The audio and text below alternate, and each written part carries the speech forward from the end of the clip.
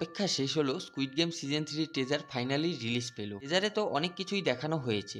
আজকে আমরা সেই বিষয় নিয়েই কথা বলবো। স্কুইড গেম সিজন 3 অপেক্ষা সবাই করছিল, আমি বিশেষ করে। এইবার আমরা হয়তো ফ্রন্টম্যান আর প্লেয়ার 456 এর মধ্যে এক ভয়ানক সংঘর্ষ দেখতে পাবো।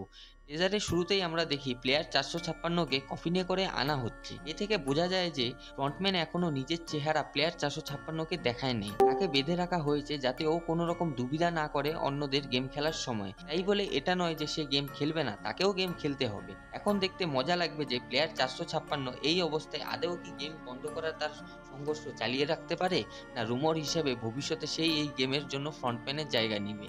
একটা থিওরি আছে যাতে এটা পসিবল হবে। ফ্রন্টম্যান হয়তো প্লেয়ার 456 মেয়েকে কিডন্যাপ করে তাকে ব্ল্যাকমেল করবে ফ্রন্টম্যান হওয়ার জন্য। তাছাড়া টেজারে আমরা একটা নতুন গেম দেখতে পারি, রেড বল ব্লু বল। এখানে হয়তো নিজের পার্টনারকেই মারতে হবে। এছাড়া আগের সিজনে যেমন ফাইনাল গেম খেলার আগে প্লেয়ারদের একটা খাওয়ার টেবিলের গেম খেলে বের হতে হতো, এইবারও সেটা খেলা হয়েছে, শুধুমাত্র জনসংখ্যা এবার বেশি। এবার হয়তো 5 জনের থেকে বেশি এই গেম খেলবে। তাই দেখতে তো মজা লাগবে প্লেয়ার 456 নিজেকে কি করে বাঁচায়। আর হিউম্যান চেস যে আছে এই গেমে সেটা তো আমরা প্রোমো দেখে বুঝেই গেছি। টেজারের শেষে একটা বাচ্চার সাউন্ডও অ্যাড করা হয়েছে আমাদের কনফিউজ করার জন্য, যেটা খুব অবাক করে দেয় যে কি হবে এখন। যেটা আমরা ভাবছি সেটা নয় তো। রুমারের কথা শুনলে তো থ্যানোসও রিটার্ন করবে এই পার্টে ভিআইপি রূপে।